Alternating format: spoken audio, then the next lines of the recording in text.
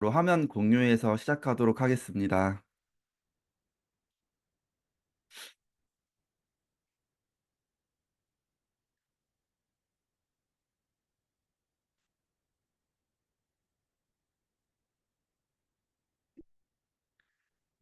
네, 오늘 독서 미팅 책을 선정된 책은 원싱인데요. 제가 맡은 원싱의 목차는 1장부터 제 7장까지입니다. 1장은 당신에게 가장 중요한 단 하나는 무엇인가? 2장은 도미노 효과. 3장은 성공은 반드시 단서를 남긴다. 그 다음에 이제 제 1부로 시작해서 거짓말이라는 주제로 모든 일이 다, 모든 일이 다 중요하다. 멀티태스킹은 곧 능력이다. 제6장 성공은 철저히 자기 관리에서 온다. 죄송해요. 의지만 있다면 못할 일은 없다. 입니다. 그래서 먼저 제1장 당신에게 가장 중요한 단 하나는 무엇인가에 대해서 독서 미팅 나누도록 하겠습니다. 첫 번째, 내가 큰 성공을 거뒀을 때에는 단 하나의 일에만 모든 정신을 집중했다. 그러나 성공이 들쭉날쭉했을 때는 나의 집중력도 여러 군데에 퍼져 있었던 것이다. 18페이지에 나온 내용인데요. 여기서 말하는 저자는 본인이 성공을 거뒀을 때에는 하나의 일에만 집중했었고 본인이나 아니면 다른 본인이 투자회사의 어떤 자문가였기 때문에 다른 쪽에 어떤 투자를 맡았을 때 다른 부분들을 검토했을 때 그 집중력을 안 했을 경우에는 집중력이 퍼져 있을 경우에는 성공이 들쭉날쭉했다고 합니다. 그렇기 때문에 성과를 내려면은 하나에 집중해야 한다고 강조하고 있고요. 원하는 일이 어떤 것이든 최고의 성공을 원한다면 접근 방법은 늘 같은 방식이어야 하고 핵심 속으로 파고들어야 한다고 합니다. 그래서 파고든다는 것은 꼭 자신이 할 수 있는 다른 모든 일을 무시하고 반드시 해야만 하는 일에만 집중하는 것을 말하는 건데요. 이거는 정말로 이 성과를 당신의 초점을 얼마나 좁힐 수 있느냐, 거기에 따라 밀접하게 연결되어 있다고 합니다. 그래서 성공은 시간이 아주 오래 걸리고 사람들은 매우 복잡한 과정을 거쳐야 한다고 생각하는데요. 그런데 이 저자는 소수의 몇 가지 일만 잘해낼 때에도 커다란 성공이 온다라고 말하고 있습니다. 그래서 모든 일의 중요성이 똑같지 않음을 인식하고 가장 중요한 일을 찾아내는 것. 이것은 자신이 하는 일과 자신이 원하는 일을 연결짓는 아주 단호한 방식이라고 말하고 있습니다. 그래서 이 한 가지에 파고드는 것은 남다른 성과를 내기 위해 간단한 방법이고 또 이것은 단 하나의 목적 의식, 궁극적으로 본인이 원하는 곳까지 도달하는 단 하나의 목표만을 갖게 한다라고 이야기하고 있습니다. 그래서 저희가 어떤 사업을 할 때에도 단 하나의 어떤 것을 바라보고 그것을 집중해서 나아가야만 커다란 성공이 빠르게 온다라고 느낄 수 있다고 생각했습니다. 다음으로 제2장 도미노 효과에 대해서 설명하겠습니다. 제2장은 남다른 성과를 얻기 위해선 삶에선 도미노 효과를 만들어내야 한다라고 저자는 말하고 있는데요. 이 책에는 그 도미노에 대한 어떤 그 그림이 나와 있는데요. 한 개의 그 5cm, 5cm짜리 도미노를 시작으로 그 다음 도미노는 1.5배를 키워서 계속 키우다 보면은 8번째 도미노 같은 경우에는 거의 이제 한 어, 그 합판을 만들어서요. 8개의 도미노를 만드는데요. 8번째 도미노가 되면 되게 큰 도미노가 된다고 나와 있는데요. 이게 사실 글로 되어 있기 때문에 좀 이제 와닿지가 않으실 것 같아서 영상을 하나 준비했는데 영상을 같이 보도록 하겠습니다.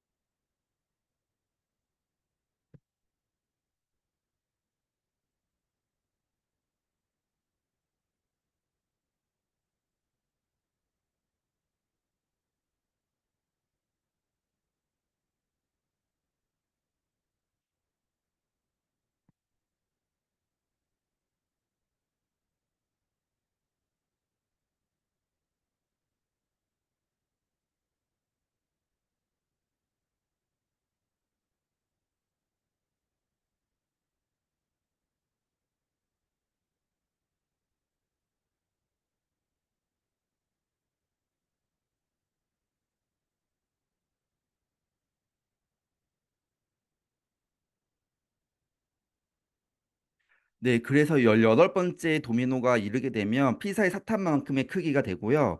57 번째 도미노가 되면 정말 지구에서 달까지 다리를 놓아줄 정도의 거리가 된다고 합니다.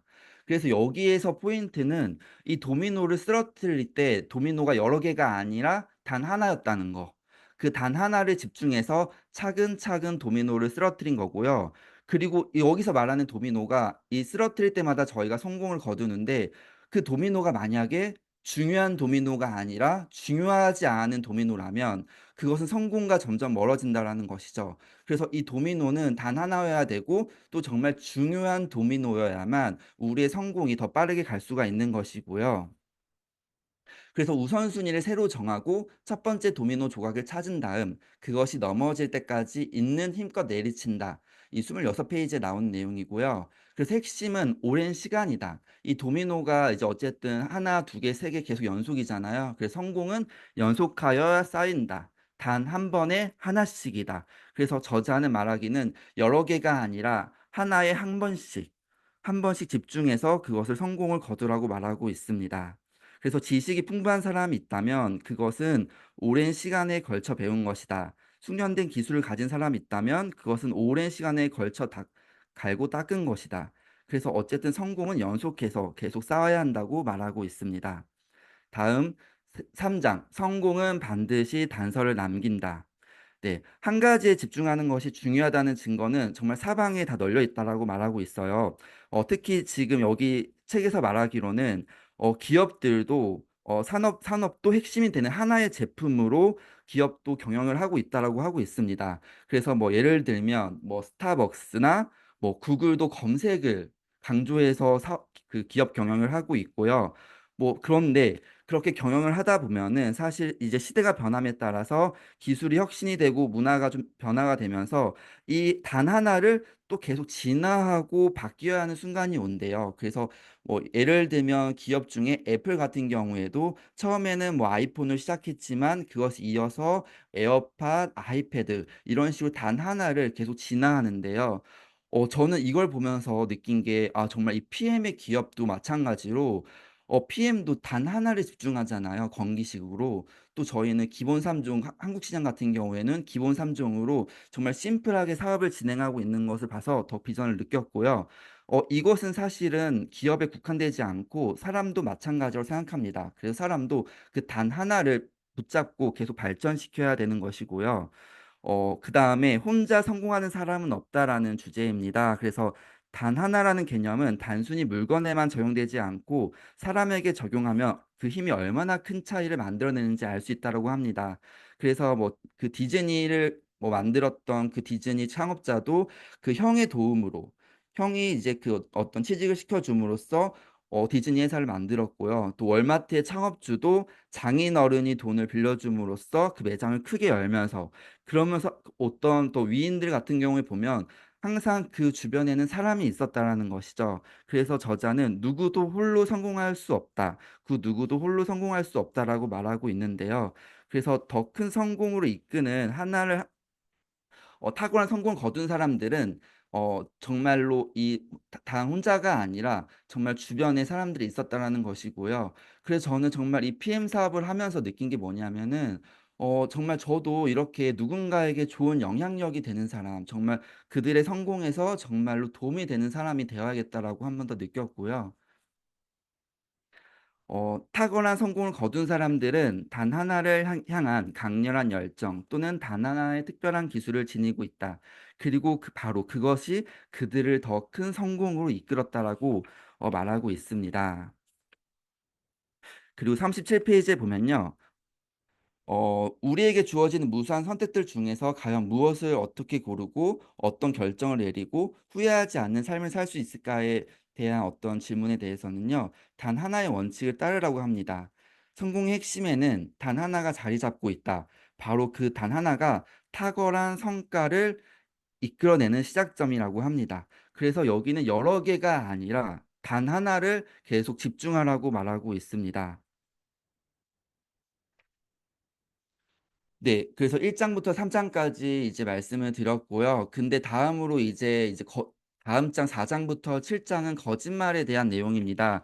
그래서 이 저자는 뭐 이제 개구리가 끓는 물에 집어넣으면 바로 뛰쳐나온다나 아니면은 뭐 생선은 머리부터 썩는다라는 이런 말들. 사실 이게 사실이 아니지만 우리가 헛된 믿음과 거짓도 오랫동안 자주 쓰이다 보면 결국 친숙하게 느껴지고 어느 순간 진실처럼 들린다라고 말하고 있습니다. 그래서 이 4 장부터 7장 이 거짓말에 대한 내용이 사실 이게 "모든 일이 다 중요하다. 멀티태스킹은 고 능력이다. 성공은 철저한 자기 관리에서 온다. 의지만 있다면 못할 일은 없다." 정말 다 좋은 말들이잖아요. 근데 여기 속에서도 맹점이 있다라고 얘기를 하고 있습니다. 그래서 4 장을 보시면 "모든 일이 다 중요하다"에 대한 챕터인데요.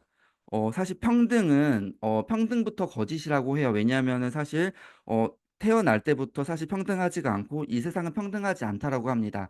그래서 우리의 어떤 의사결정도 사실 평등하게 나누지 말고 우선순위를 둬서 결정하라고 하고 있습니다. 그래서 모든 일이 다 평등하게 느껴진다면 모든 일이 다 똑같이 중요한 것처럼 보일 수 있다라고 합니다. 그래서 이 모든 일이 다 평등하게 보지 않고 우선순위를 둬야 되고요.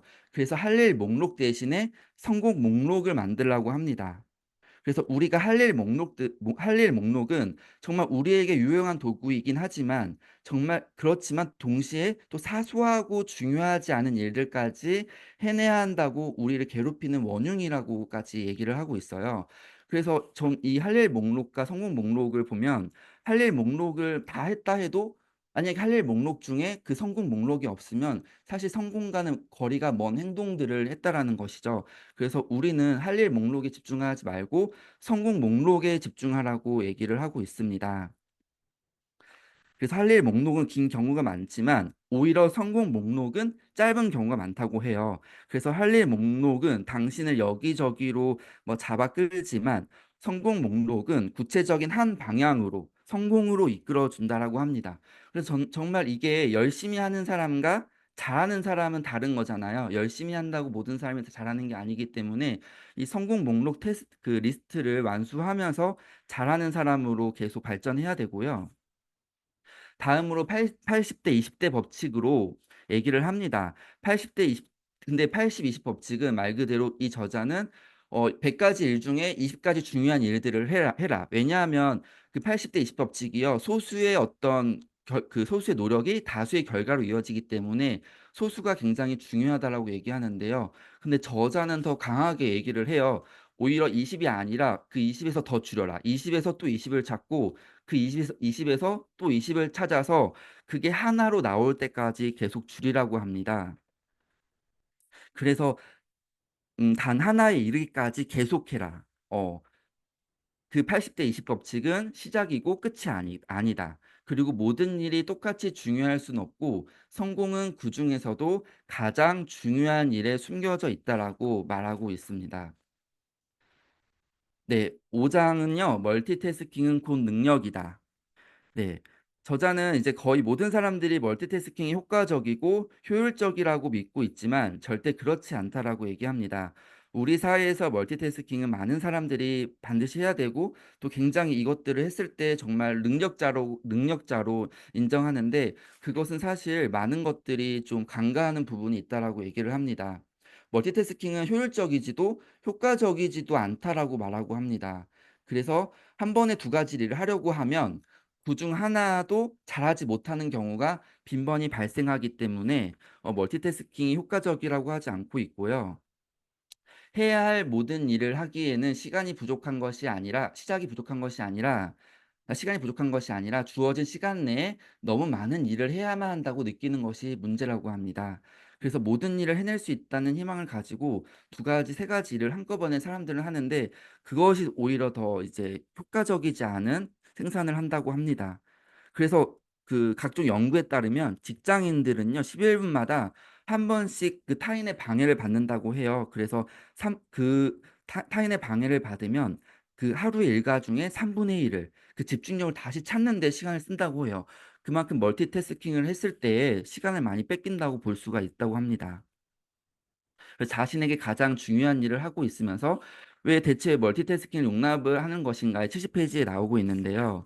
그 의사나 어떤 저희가 생명에 달려 있는 문제들 있잖아요. 운전을 할 때도 문자나 전화 통화를 했을 때 사고 위험률이 굉장히 올라간다라고 합니다. 그래서 우리 일반인들은 비행기 조종사나 의사가 어떤 일을 할 때에 정말 뭐 비행기 조종할 때 다른 어떤 일을 하기를 멀티태스킹을 하기 바라지 않잖아요. 근데 왜 본인들의 어떤 중요한 일을 할 때 왜 멀티태스킹을 용납을 하는 것인가에 대해서 질문을 합니다. 그래서 우리는 종종 우리의 일상적인 업무가 심장 수술처럼 생사를 좌우하는 일이 아니라는 이유로 집중의 중요성을 간과한다고 얘기하고 있습니다. 네. 6 장은요. "성공은 철저한 자기 관리에서 온다." 네. 성공한 사람은 자기 관리가 되게 철저한 사람이고 자신과 절대 타협하지 않는 사람이라는 것이 일반적인 사람들의 인식인데요. 근데 저자는 그게 완전한 사실이 아니라고 합니다. 대부분의 사람들이 생각하는 것과 달리 성공은 끊임없이 자신을 훈련시켜야 하는 마라톤 경기가 아니고 성공은 오히려 단거리 경주라고 합니다. 그래서 건전한 습관이 자리를 잡을 때까지만 자신을 훈련시켜 달리는 단거리 전력 질주인 셈이라고 얘기를 하고 있습니다. 그래서 그 75 페이지 보시면 생각보다 훨씬 적은 자기 통제력만으로도 성공할 수가 있다. 그래서 성공은 옳은 일을 해야 얻는 것이지 모든 일을 다 제대로 해야 얻을 수 있는 것이 아니라고 합니다. 또 78 페이지 보시면요. 새로운 행동이 습관이 되면 그것을 유지하는 데는 최소의 노력만으로도 충분하다라고 얘기합니다. 그래서 여기에서 연구를 했는데요. 새로운 습관을 들이는 데에는 평균 66 일이 걸리는데요. 그래서 이것들이 어느 정도 유지가 됨 62 일부터는 그 노력이 최소의 노력만 해도 그 습관이 유지가 된다고 합니다. 또 호주의 과학자 연구에 따르면 어떤 한 가지의 그 좋은 습관을 들이면 뭐 TV를 보는 시간도 줄이고 담배, 커피도 줄이면서 정말로 이 긍정적인 사람으로 바뀐다라고 합니다. 그래서 좋은 습관을 가진 사람들이 다른 이들보다 무엇이든 더 잘해내는 것처럼 보이는 것도 이 때문이라고 하고요. "당신의 습관이 당신이 누구인지 말해 준다." 저는 사실 이 말이 굉장히 더 와닿았거든요. 정말 이 습관들이 모여서 행동들이 모이는 거고 그 행동들이 모여서 정말 그 사람이 되는 거잖아요. 그래서 당신이 얻는 성취는 한 번의 행동이 아닌 삶에서 만들어진 습관에서 나온다. 그래서 정말 저희가 습관의 관리에 대해서 더욱더 신경을 써야겠다라고 생각을 했습니다. 그래서 습관을 들일 땐 한 번에 하나씩 습관을 들여라. 그래서 2개 이상이 아니라 한 번에 하나씩 습관을 들여서 차근차근 그 좋은 습관을 만들라고 얘기하고 있습니다. 네, 마지막으로 7 장인데요. "의지만 있다면 못할 일은 없다." 네. 의지력이 강한 힘을 발휘하려면 그 이상의 것이 필요하다라고 합니다. 그건 바로 의지력과 함께 반드시 필요한 타이밍이라는 요소라고 합니다. 그래서 이 타이밍이란 요소를 굉장히 중요하게 생각하는데요, 저자는요. 의지력은 늘 그 발휘될 수 있는 것이 아니래요. 어떤 의지력도 타이밍이 있다라고 합니다. 또 그 한계가 있다라고 합니다. 그래서 의지력이 가장 높을 때 가장 중요한 일을 우선적으로 처리해야 한다라고 얘기하고 있습니다. 그래서 그 의지력에도 어떤 그 게이지처럼 정도가 있는데요. 의지력도 있고 포기력도 있다라고 합니다. 그래서 대부분의 사람들은 그 일이 더 힘들어지는 것도 모른 채 가장 중요한 일에 포기력을 쓴다고 합니다. 그래서 의지력 결의가 성공에 쓰이는 중요한 자원임을 모르고 가장 중요한 일을 위해 그것을 남겨두지 않거나 바닥 났을 때 채워주지 않으면 성공으로 향하는 길은 멀어진다라고 합니다. 그래서 의지력을 어떻게 활용하고 관리해야 되냐면 의지력이 가장 높을 때 가장 중요한 일을 우선적으로 처리하라고 얘기하고 있습니다. 그래서 의지력을 넓고 얇게 퍼뜨리지 않고 의지력은 한정되어 있으므로 무엇이 중요한지 정한 다음 그 일을 위해 의지력을 아끼라라고 합니다. 그래서 의지력이 가난 타이밍에 대한 내용을 말하고 있고요. 하루라는 시간을 투자해 최고의 성과를 얻고 싶다면 의지력이 떨어지기 전에 당신이 가장 중요한 일, 그 한 가지를 일찍 해치우라고 합니다. 그래서 의지력 관리를 타이밍에 맞춰서 관리하라고 저자는 얘기하고 있습니다. 네, 7 장까지 독서 토론 나눴고요. 네, 경청해 주셔서 감사합니다. 우리 황현호 사장님 너무 준비를 철저하게 잘하셨어요. PPT도 너무 잘 만지고 잘 만드셨고, 우리 황현호 사장님한테 모두 칠자 한 번씩 다 날려주십시오. 칠자. 칠 하나만 날리는 분은 요만큼 좋은 거고, 칠 많이 날리는 분은 많이 좋은 거예요. 우리 황현호 사장님, 정말 이 책은, 대부분이 이제 처음 읽으셨을 거라고 생각을 하는데, 살살 주세요. 우리 황현호 사장님 너무 힘들어요. 칠 그렇게 많이 주시면은. 어, 많은 사람들이 우리가 그동안에 배워왔던 것들이 여러 가지를 이렇게 그 트라이를 해야지 성공을 한다. 뭐 이렇게 생각을 하는데 이 책의 그 첫 마디에 이렇게 나오지 않습니까? 단 한 가지. 단 한 가지만 하면 된다. 그 단 한 가지는 뭐냐 그랬더니 단 한 가지는 네가 찾아야 된다. 그래서 여러분들 그 단 한 가지를 찾아서 이 자리에 앉아 계신다고 생각을 하거든요. 그 다음 말씀드릴 거는 제가 이따 끝나고 말씀을 드릴게요. 여기 또 이제 이 두 번째 파트가 또 되게 재밌어요. 우리 두 번째 파트를 준비해 주신 우리 박유리 사장님 모실 때 큰 팔자 부탁드리겠습니다. 큰 팔자. 감사합니다. 우리 박유리 사장님 나와주세요. 네, 안녕하세요. 화면 공유하고 시작하도록 하겠습니다.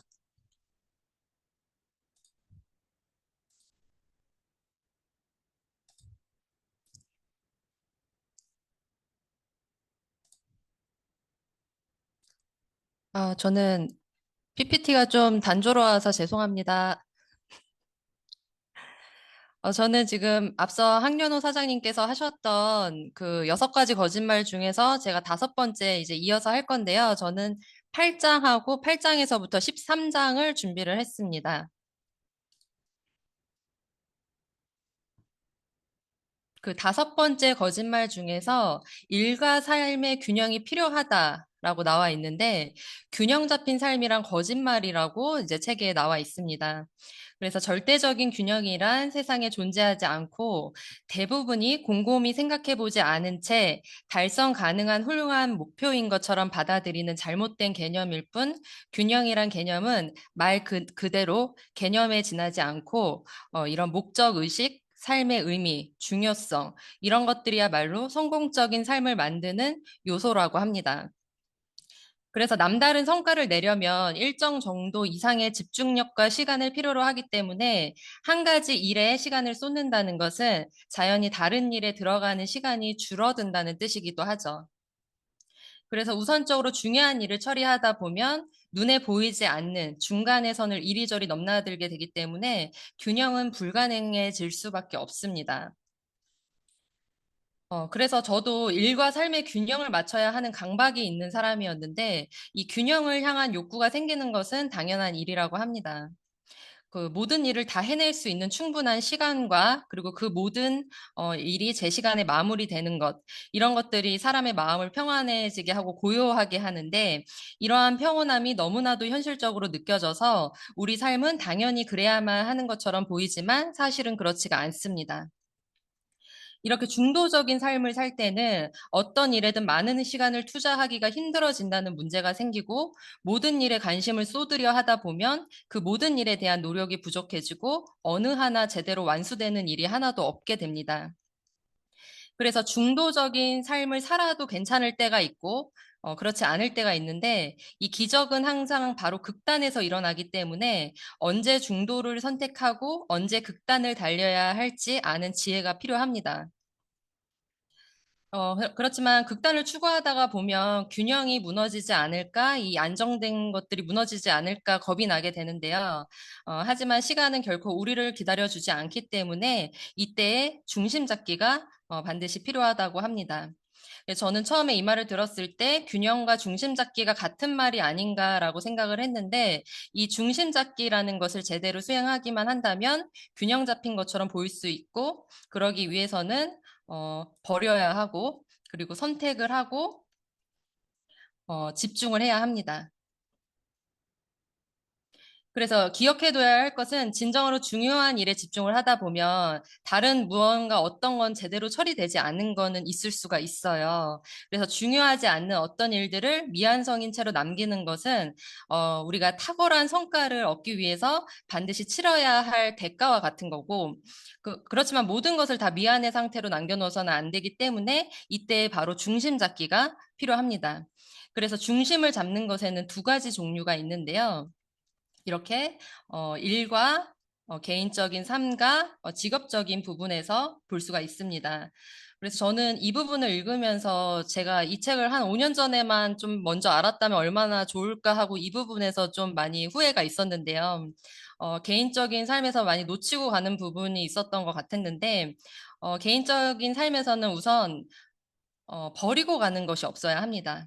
그리고 나를 안다는 것이 굉장히 중요하기 때문에 나의 몸과 마음, 가족과 친구, 그리고 내 자신이 실질적으로 무엇을 필요로 하는지, 그리고 삶을 즐기고 싶다면 이 중에서 하나도 놓쳐서는 안 되는데, 이런 치밀한 중심 잡기는 우리 개인적인 삶에서 꼭 필요한 것입니다. 그런데 이 개인적인 삶에서 중심이 흔들리면 간격을 짧게 두고 수시로 중심을 잡아야 하고, 그래야지 가장 중요한 모든 것들과 관계를 잃지 않으면서 그것들을 함께 움직여 나갈 수가 있습니다. 그래서 개인적인 삶에서는 버리는 것이 없어야 하지만 직업적인 삶에서는 반대예요. 이 직업적인 성공에서는 업무에 많은 시간을 투입하는 것이 중요한 게 아니고요. 내가 집중할 수 있는 시간이 얼마나 되는지, 그리고 무엇이 가장 중요한지 선택한 다음에 그것을 성취하는 데 필요한 모든 시간을 들여야 합니다. 그래서 다른 문제는 손을 쓸 수 없을 만큼 악화되지 않도록만 가끔씩 중심을 잡아주면 됩니다. 그래서 우선순위와 균형은 함께 갈 수가 없기 때문에 이 직업적인 우선순위에 따라 처리하기 위해서는 내 자신에게 가장 중요한 일이 무엇인지 명확하게 알고 그것부터 끝내야 합니다. 그래서 직업적에서는 우선순위가 떨어지는 것들을 희생시키는 한이 있어도 가장 중요한 것에 집중을 할 수가 있습니다. 그래서 가장 중요한 업무에는 극단적일 정도로 시간을 투자하고 나머지 부분에 대해서는 큰 부담을 갖지 말라고 책에 나와 있고요. 이렇게 무게를 맞추는 삶을 살고 중요한 일을 맨 앞에 두고 나머지 부분들은 기회가 닿는 대로 관심을 쏟아야 된다고 이야기를 하고 있습니다. 그리고 이제 그 앞에서 마지막 그 6번째 마지막으로 하는 그 거짓말은 크게 버리는 일은 위험하다라는 것입니다. 그래서 큰 것이 위험하다는 말은 거짓이다라고 하는데 큰 일에는 위험이 따른다는 생각을 가지고 일을 두려워하면 사고의 범위가 점점 작아지게 됩니다. 그래서 궤도를 낮게 잡는 것이 안전하게 느끼고 지금 이 자리에 그대로 머무는 게 신중한 선택 같기만 하다고 느끼지만 하지만 그건 사실이 아니라고 합니다. 큰 일을 두려워하면 작은 사고가 당신의 하루를 지배하고 큰 일은 결코 현실이 되지 않게 됩니다.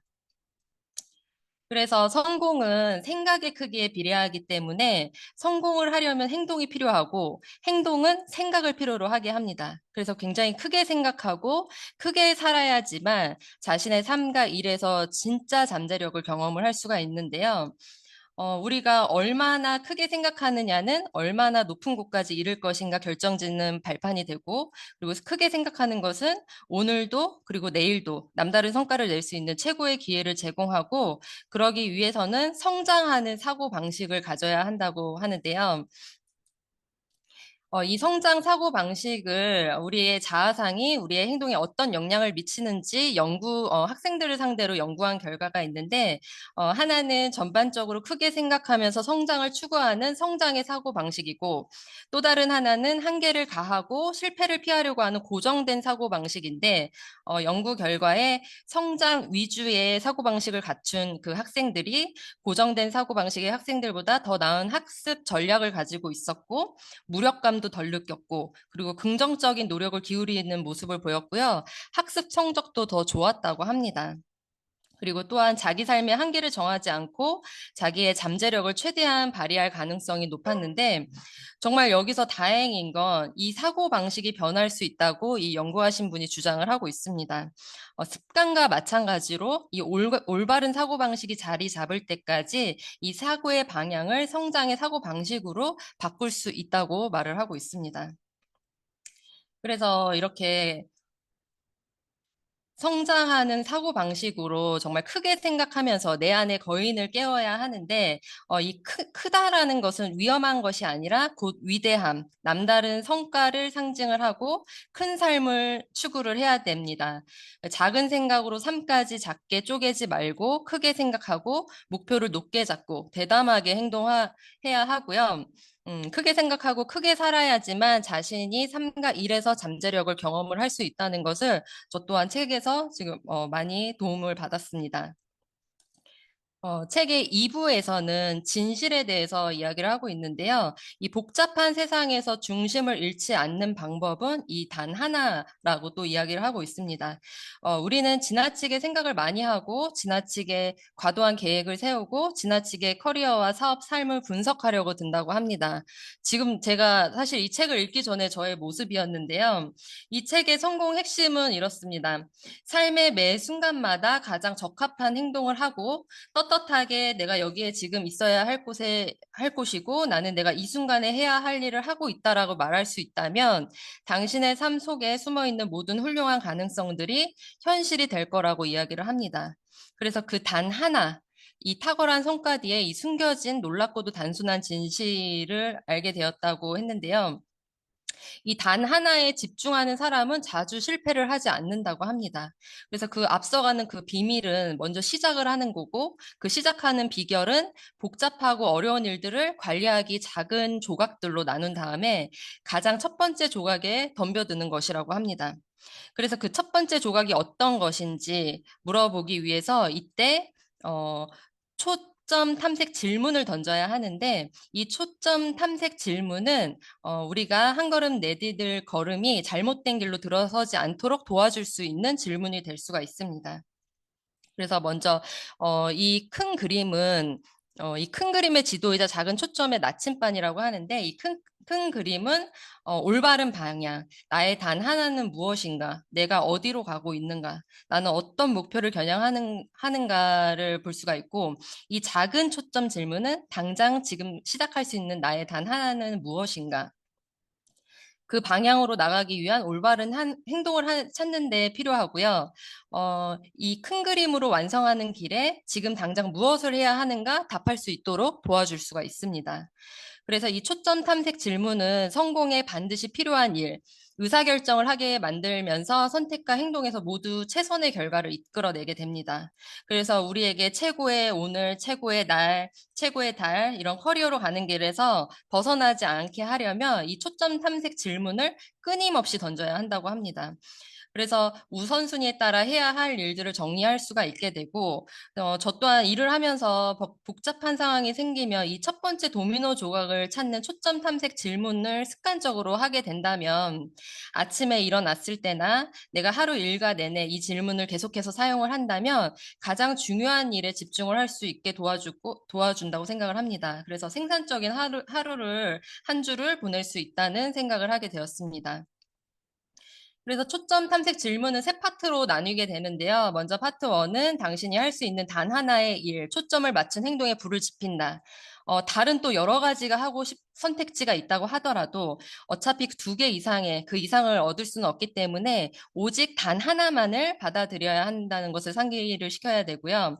두 번째는 그 일을 함으로써 목적 의식을 가지고 그 일을 하는 것을 이어준 다리 역할, 하나의 일이 한 번으로 그치지 않고 이 일이 다른 어떤 일을 또 다른 일을 일어나게 만든다는 의미를 담고 있습니다. 파트 3은 다른 모든 일들을 필요 없게 만들거나 아니면 쉽게 만들어질 수 있는 이 지렛대와 같은 단 하나의 일을 하면 목표 달성을 위해서 할 수 있는 다른 모든 일들이 이제부터 노력을 덜 들여도 되고 더 이상 하지 않아도 되는 상황이 될 수가 있습니다.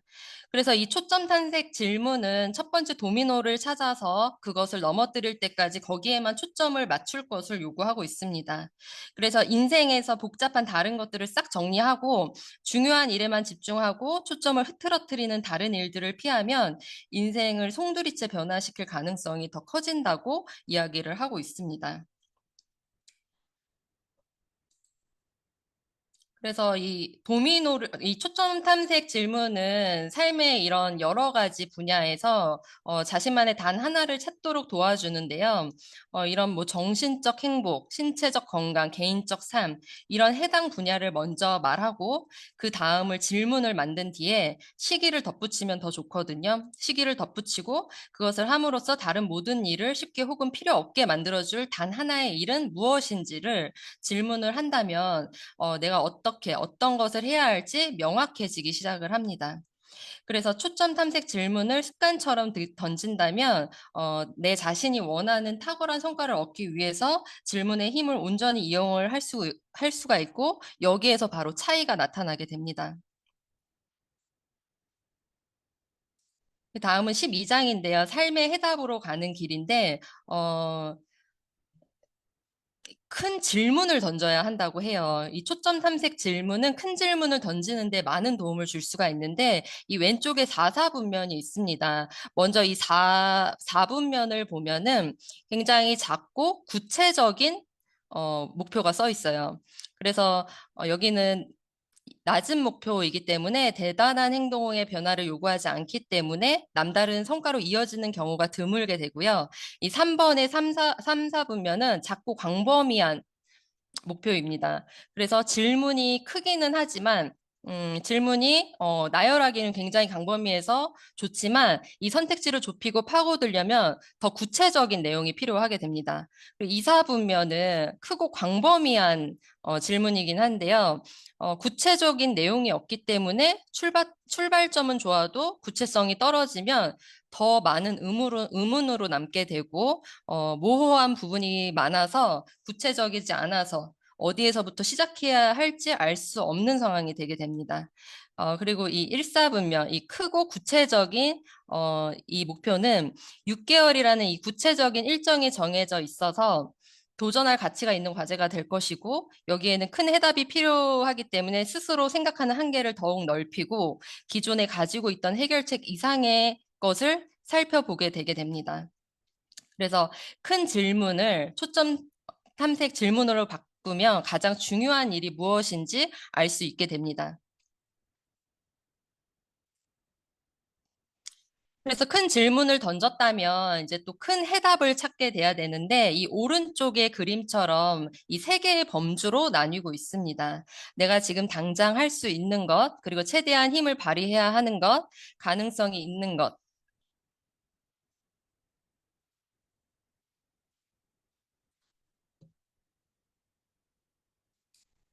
어, 당장 할 수 있는 것은 현재 자신이 지식이나 경험 안에서 찾을 수 있기 때문에 큰 변화 없이 성취가 가능성이 가장 높은 편이고요. 최대한 힘을 발휘해야 하는 것은 현재 자신이 가진 능력의 한계까지 스스로를 몰아붙여야 하기 때문에 쉽지는 않지만 노력 여하에 따라서 잠재적으로 성취가 가능한 부분입니다. 그런데 높은 성과를 올리는 사람들, 이 두 가지를 거부하고 이렇게 평범한 성과에 안주할 생각이 없는 사람들은 이 큰 질문으로 더 크게 가장 최고의 답변을 찾기 위해서 이 가능성이 있는 것을 하는데요. 이 해답으로부터 최대한 많은 것을 얻고 싶다면 그것이 스스로 편안하다고 느끼는 컴포트 존 바깥에 있음을 먼저 깨달아야 한다고 합니다.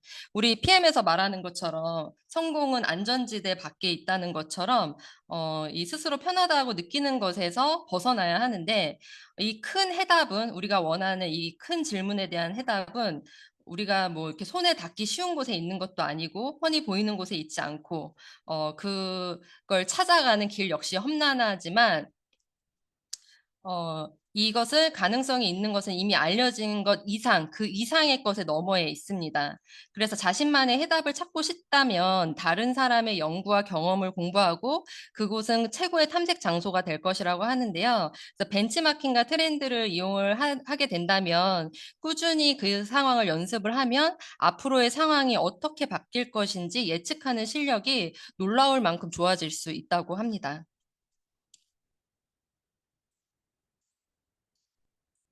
그래서 이제 제3부의 위대한 결과 직선 코스로 가라라는 그 부분에서 발췌한 그림인데요.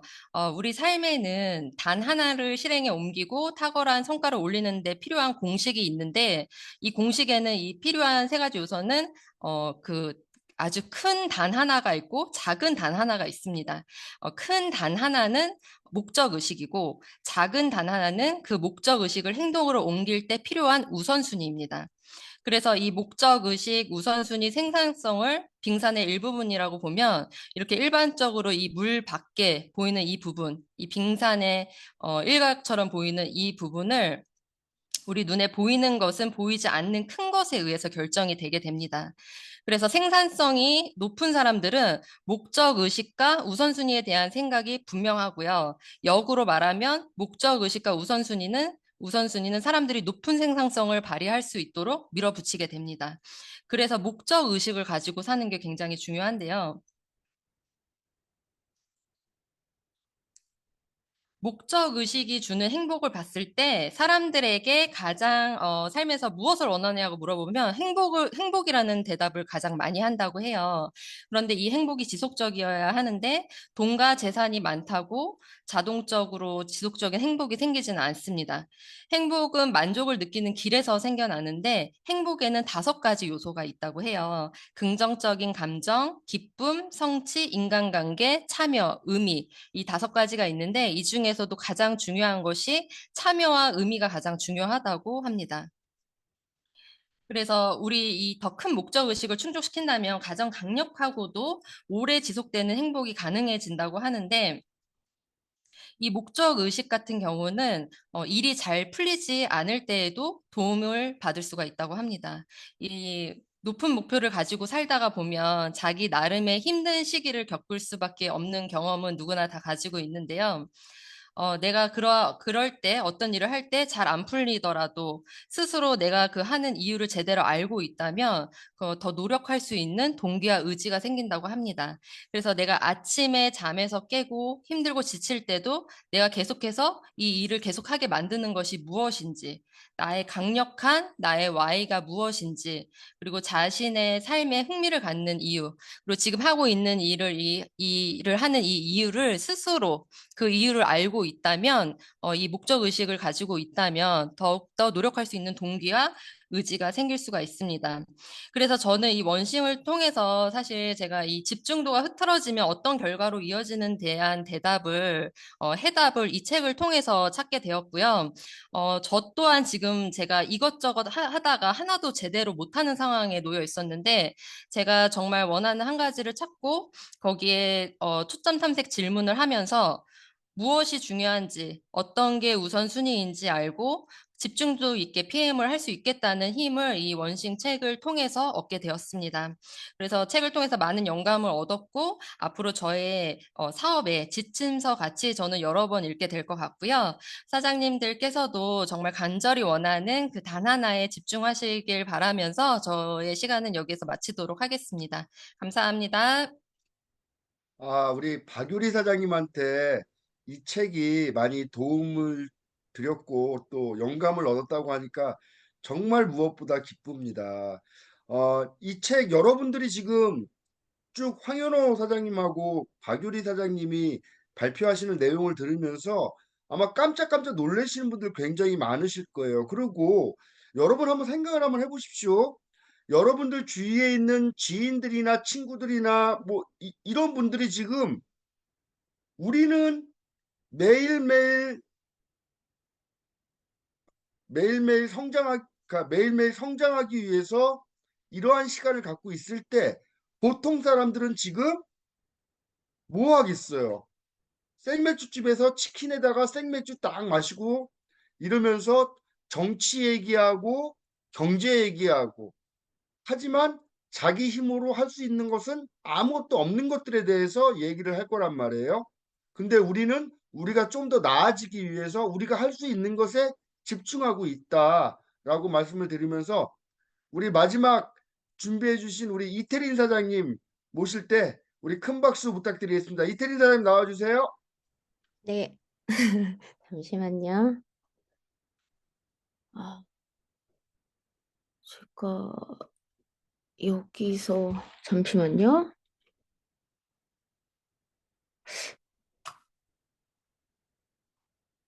죄송합니다. 제가 화면에만 띄워놓고 이 공유하는 걸 미리 안 해서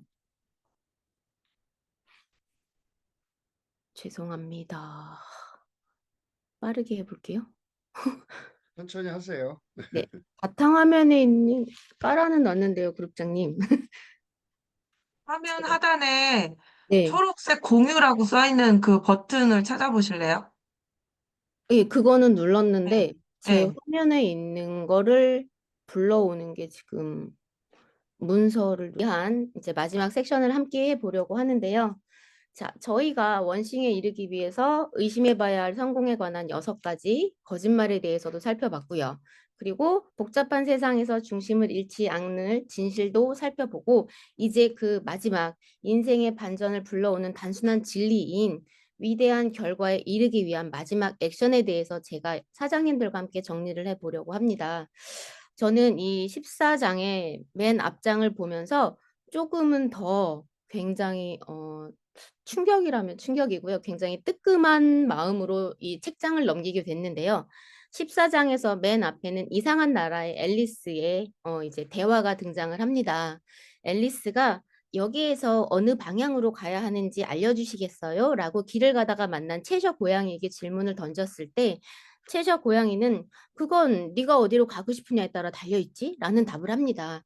그랬을 때 앨리스가 어디로 가든 상관없어요 라고 답을 하니, 채셔 고양이는 그렇다면 어디로 가든 상관없잖아 라는 말을 합니다.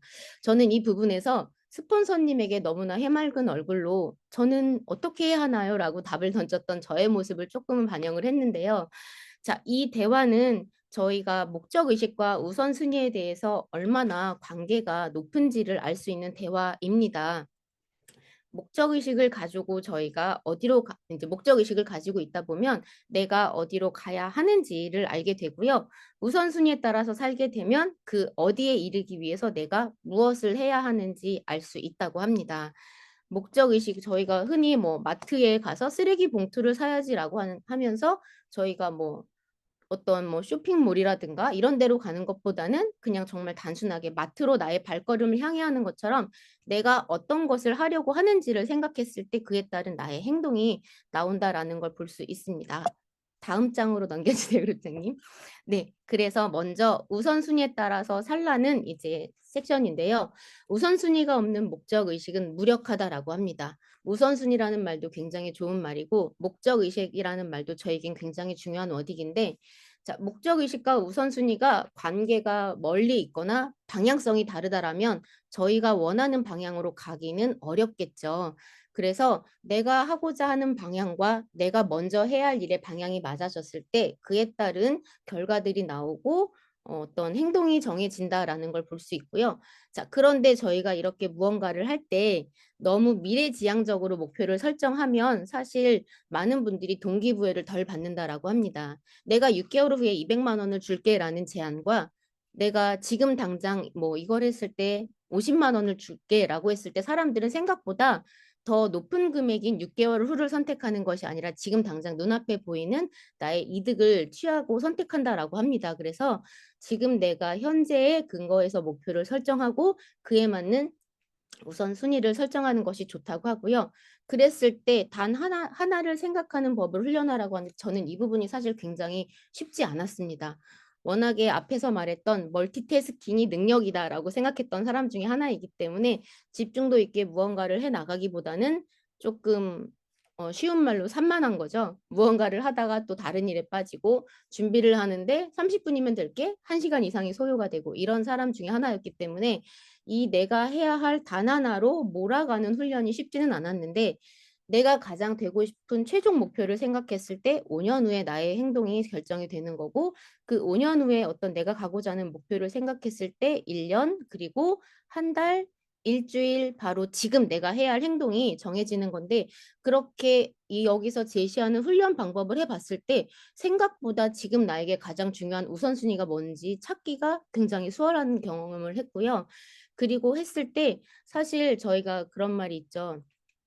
오늘을 충만감으로 채우고 살아라라고 하는데, 오늘만 살고 말 저희들의 삶이 아니기 때문에 저희가 우선순위를 설정하는 것도 중요하지만, 그 내가 만들어가는 과정, 단순히 내가 뭐 성공을 할 거야라기보다는 내가 뭐 다음 뭐 내년 6월에 PT가 되려면 이번 달에는 어떤 직급까지는 가야 하고, 내가 그리고 그럴 위해서는 미팅을 몇 건을 해야 하고, 저는 사실 저희가 세미나를 하는 중에 그 박주환 사장님께서 제시해 주셨던, 내가 이 직급을 가려면 오늘 몇 번의 미팅을 하고 몇 분을 매니저 패스를 시켜야 하고, 이렇게 구체적으로 제시해 주셨던 방법 속에서 너무 막연하게 성공이라는 목표점만을 찍고 가는 저의 모습에 대한 반성을 했던 부분이 이 챕터에서도 좀 생각이 났었거든요. 그래서 과정을 하나하나 시각화하면서 오늘의 행동의 결과를 내일과 또 연결시켜서 이어질 수 있도록 해야 한다는 그 부분에 대해서 정리가 굉장히 잘 되어 있는 챕터였습니다.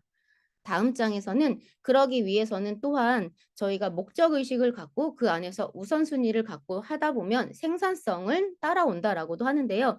그리고 저희가 뭐 한 3시간, 4시간 미팅을 하고 정말 좋은 정보 잘 들었어요 라고 헤어질 때의 결과보다는 저와 함께 하겠습니다. 저에게 이 정말 좋은 기회를 선물해 줘서 감사합니다 라고 약간은 생산성 있는 결과가 나왔을 때 동기부여도 되고 성취감을 고취할 수 있는 것처럼, 생산성을 위해서 살라고 이제 저자는 말을 하는데요. 그러기 위해서는 내가 얻어낼 결과를 바꾸는 시간을 확보해야 한다라고 얘기를 합니다. 자, 저희가 열심히 일을 하고 제가 사업을 진행하면서 가끔은 저희 이제 그룹장님들께도 질문을 드렸던 부분인데, 하나에 집중하지 못했던 것 같아요. 사업을 전하고 미팅을 하면서도 약간 놀지 못하는 부분에 대한 아쉬움이 있는 거고, 여유 시간을 보내면서는 또 내가 이렇게 놀아도 되는 건가? 이런 시간에 사업을 전개하는 거 아닌가라는 것처럼 이렇게 불안감을 가졌는데, 그런 부분이 아니고 열정적으로 사업을 진행하는 만큼 내가 그 사업에 집중하기 위해서, 아니면 우리가 뭔가 결과를 내기 위해서 쉴 수 있는 충전하는 시간도 반드시 필요하다라고 얘기를 합니다. 그래서 저희가 단순히 어떤 하나의 결과만을 위해서 모든 걸 다 희생하고 포기하고 달려가기보다는 에너지를 충전하고 내가 조금 더 긍정의 에너지, 시너지를 낼 수 있도록 휴식 시간을 꼭 확보하라고 얘기를 하고요. 그리고 그 안에서 단 하나의 일을 할 시간 굉장히 중요하죠. 저희가 더 원싱이라는 부분에서 하는데, 이 단 하나의 일을 하고 단 하나의 생각을 할 시간은 나만이 확보할 수 있다고 얘기를 합니다. 흔히 예스맨이라고 하는 사람들은 아까 이제 앞에서도 언급했던 것처럼 무언가를 진행하는 데 있어서 많은 방해 요소들을 받았을 때 거절을 하지 못하기 때문에 이 일에 대한 시간을 많이 양보합니다. 그랬을 때 이 단 하나의 일이 진행될 수 있는 시간은 뭐 1시간에서 10시간으로 늘어날 수 있는 거고 하기 때문에, 결과를 바꾸기 위해서는 내가 단 하나의 일을 할 시간을 온전히 확보해야 한다라고 얘기를 하고요. 그러기 위해서는 단순하게 행동만 하는 것이 아니라 그 일을 얼마나 효과적으로 할 수 있는지 계획할 시간을 반드시 가지라고 얘기를 합니다. 저희가 요즘 MBTI에 따라서 많은 분들을 이제 얘기도 하고 대화의 주제가 되는데, 사실 굉장히 계획적인 분들은 이 계획하는 시간에 있어서 많은 시간을 소모하고 준비를 하시겠지만, 즉흥적으로 이제 또 일을 하고 결과를 내는 저 같은 경우에는 사실 이 계획에 대한 부분이 굉장히 많이 취약했다라는 부분을 이 챕터를 읽어 나가면서 생각을 했는데요. 이렇게 내가 결과를 바꿀 수 있는 휴식 시간과 단 하나의 일에 집중할 시간, 계획할 시간을 가졌을 때 우리의 생산성은 높아진다라고 얘기를 하고요. 또 그것만 있는 것이 아니라 우리를 방해하는 많은 요소를 정리하는 데에도 기술이 필요하다고 합니다. 그래서 기왕이면 내가 단 하나의 일을 진행하고 계획을 할 때 방해받지 않을 벙커라고 표현을 하는데요. 나만의 공간을 만들어서 그 안에서 진행을 하는 것이 넓게 트여있는 공간이라거나 많은 시야가 흐트러질 수 있는 환경에서보다 효율이 높다라고 말을 합니다. 그리고 또한 내가 무언가를 하려고 하는데, 레포트를 쓰려고 하는데 안 잡았더니 공책이 없어. 공책을 가지러 갑니다. 시작을 하려고 봤더니 펜이 안 나와. 이랬을 때 밖으로 자꾸 나갈 수 있는 요소가 생기면 나갔다가 아는 누구를 만날 수도 있는 거고 길을 잃을 수 있기 때문에 내가 무언가를 하려고 하면 내가 이 앉아 있는 공간에서 나가지 않고 집중할 수 있도록 필요한 모든 물품을 비축하라고 얘기를 하고요. 또 그 시간에 나를 방해할 모든 요소를 제거하라고 합니다. 사실 저희가 유튜브로 이제 강의를 시청하다가도 휴대폰에서 문자 알림이 뜨면 거기로 눈이 갑니다.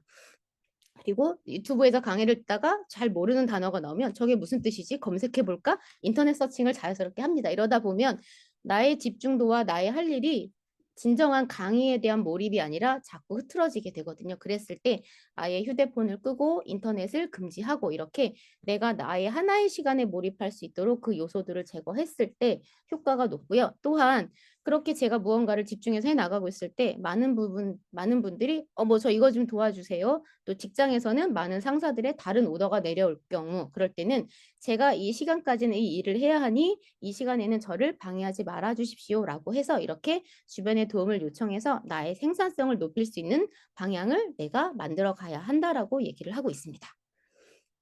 자, 그렇다면 목적의식을 갖고 우선순위에 따라 살고 생산성이 높아졌을 때 그 일을 하려면 저희가 세 가지를 해야 한다라고 얘기를 합니다. 그 더 원싱을 위해서 그 세 가지의 약속은 일단 내가 전문가가 돼야 한다고 얘기를 합니다. 전문가는 사실 뭐 이제 굉장히 저희가 많은 부분에서 누구나 꿈꾸는 부분이고 한데 저절로 되는 것은 아니라고 생각합니다. 그래서 전문가의 길을 걷고 또한 단순히 내가 무언가를 위해서 도전하는 데 그치지 말고 목적 의식을 갖고 이동하라고 또 하고 또 그를 위해선 책임감이 필요하다라고 합니다. 이 부분에 대한 거는 다음 장에서 조금 더 말씀드리도록 하겠습니다. 자, 첫 번째 프라미스 1은 전문성은 투자한 시간에 비례한다라고 합니다. 굉장히 뛰어난 능력을 가지신 분들은 한 번 듣는 것만으로 모든 걸 다 기억할 수 있는 그런 천재적인 뭐 이제 기질을 갖고 모든 것을 해결해 나가실 수 있겠지만 사실 전문가가 된다라고 하는 건 어떤 분야에서 아니면 어떤 하나의 이제 부분에 있어서는 내가 투자한 시간과 열정과 집중에 따라서 비례한다라고 생각을 합니다. 그래서 내가 적어도 이 일에 있어서 전문가가 돼야지라고 하면 조금 더 자료를 찾아보고 단순히 물어보고 그때그때 어떤 해답을 얻어서 해결하는 것이 아니라 내가 조금 더 전문가로서 인정받을 수 있도록 나의 시간과 노력을 들여서 전문가적인 자질을 갖췄을 때 많은 분들에게 또 인정을 받을 수 있을 뿐만이 아니라 인정받지 않더라도 내 스스로가 나에 대해서 보람차고 또한 인정할 수 있는 그런 이제 자격 조건이 된다라고 생각을 하고요. 두 번째 약속은 자, 도전에서 목적 의식으로 이동을 하라라고 말을 하는데 사실 저희는 도전하는 거에 굉장히 만족을 하는 경우가 많습니다. 좋았어. 난 도전해 봤어. 그리고 바로 돌아섭니다. 그랬을 때 어느 정도의 내가 경험치를 갖고 만족감을 느낄 수는 있지만 그 어떤 한계치를 뚫고 위로 올라갈 수는 없다라는 부분이고요. 그리고 그럴 때는 무엇이든 할 수 있다는 마음가짐으로 내가 배우고자 하는 마음의 자세를 갖고 배움의 스위치를 켰을 때 조금 더 전문가가 될 수 있고 도전하는 거에서 만족이 아니라 조금 더 높은 목적으로 갈 수 있다라고 하고요. 세 번째 약속은 행동이 결과를 결정하고 그 결과는 다시 행동에 영향을 미친다고 합니다. 그래서 내가 어떤 행동을 하든지 책임감 있는 태도로 임했을 때 만족도가 높아지고 저희가 생산성 있는 결과로 가는 길이 조금 더 수월하다라고 합니다. 자, 그랬을 때 이 생산성을 높이는 저희의 모든 과정을 훔쳐가는 네 가지의 도둑들이 있는데요. 첫 번째는 아니오라고 말하지 못하는 것입니다. 예스맨이 좋기는 하나 스폰서님에게는 저희도 예스맨이 되어야 하겠지만 다른 많은 부분들 내가 몰입하는 거에 있어서 방해하는 부분에 있어서는 아니오라고 거절했을 때 조금 더 내가 하나의 결과를 내는 데는 만족도가 높은 결과가 따라올 수 있고요. 또 내가 이 하나의 어떤 일을 해내기 위해서 주변에 해결하지 못한 많은 것들이 나를 혼란하게 할 수는 있지만 그 혼란에 대한 두려움을 조금은 내가 이겨낼 수도 있어야 한다라고 얘기를 합니다. 그리고 단순히 내가 생산성을 위해서 달려가고 결과를 낸다라고 해서 나의 건강을 해치는 수면을 뭐 이제 주무시지 않는다거나 아니면 무리해서 뭐 뱁새가 황새 쫓아가다 가랑이 찢어진다고 하잖아요. 나의 한계 안에서 나의 건강을 챙기면서 조금 더 목적성을 향해서 생산성을 향해서 가는 게 좋고요. 또 이 목표 달성을 도와주지 않는 나의 뭐 사람이나 어떤 환경에 대한 부분들에 있어서 다 내가 그 부분들을 베이스로 깔고 조금 더 높은 자아 의식으로 그것에 대해서 흔들리지 않고 나의 중심을 잃지 않고 나갔을 때 이 생산성은 높아집니다. 그래서 자, 이렇게 저희가 생산성을 위해서 버려야 할 것들을 버리고 저희의 환경을 정비했을 때 그 위대함으로 가는 변화가 시작이 된다고 합니다. 자, 사고의 한계를 높이면 삶의 한계 역시 높일 수 있기 때문에 저희가 이렇게 저희의 삶의 한계를 높이고 사고의 한계를 넓히는 독서 미팅이 진행이 되는 건데요. 생각만 크게 하는 것이 아니라 필요한 행동을 했을 때 저희의 그 위대한 변화가 시작이 되고요. 처음부터 완벽하고 성숙한 것을 손에 넣을 수는 없습니다. 저희는 시간을 들여서 작은 것을 키워낼 기회를 잡은 것에 만족을 하고 감사해야 될 것 같고요.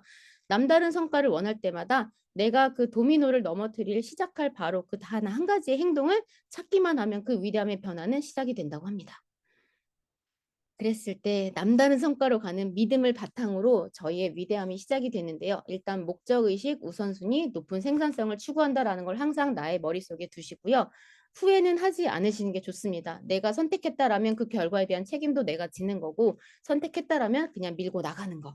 그리고 그 단 하나를 위한 시간을 나의 모든 순위에서 맨 위에 두었을 때 우선순위에 두었을 때 많은 결과와 생산성이 따라오고요. 자, 이 모든 것은 처음부터 10걸음, 100걸음을 갈 수는 없습니다. 무조건 한 걸음부터가 시작입니다. 네, 그래서 이 저자는 당신이 바로 그 첫 번째 도미노라고 얘기를 합니다. 아무리 무수한 위대한 결과가 뒤에 있더라도 내가 그 결과를 향해 나아가지 않으면 내가 이 도미노는 사실 자신의 몸을 넘어뜨려서 뒤에 따라오는 많은 것들을 쓰러뜨려야 하거든요. 그렇다면 내가 믿음을 가지고 행하지 않았을 때 이 도미노는 넘어가지 않습니다. 그래서 당신이 그 첫 번째라고 말을 하고요. 자, 성공은 저희의 내면에 있다고 합니다. 그래서 나를 바로 세웠을 때 내가 넘어지는 도미노의 방향이 성공으로 갈 수 있다고 생각을 하고요. 그랬을 때 이 세상은 저절로 제자리를 찾고 저희에게 다가온다라고 합니다. 자, 마지막에 저자는 저희에게 질문을 던지는데요. 당신의 원싱은 무엇입니까? 라고 합니다. 그래서 저는 이 마지막 책장을 덮으면서 나의 원싱이 무엇일까 조금 더 고민을 많이 했고요. 내가 바라는 게 PM에서의 성공이라면 내가 버려야 할 부분들은 버리고 또 선택하고 집중해서 막연한 결과가 아니고 진짜 결과적으로 생산성 있는 성공의 목표점에 갔을 때 저 또한도 우리 사장님들이 조금 더 긍정 에너지를 줄 수 있을 것 같고요. 원싱을 생각하시면서 집중하시기 바랍니다. 죄송하고 감사합니다.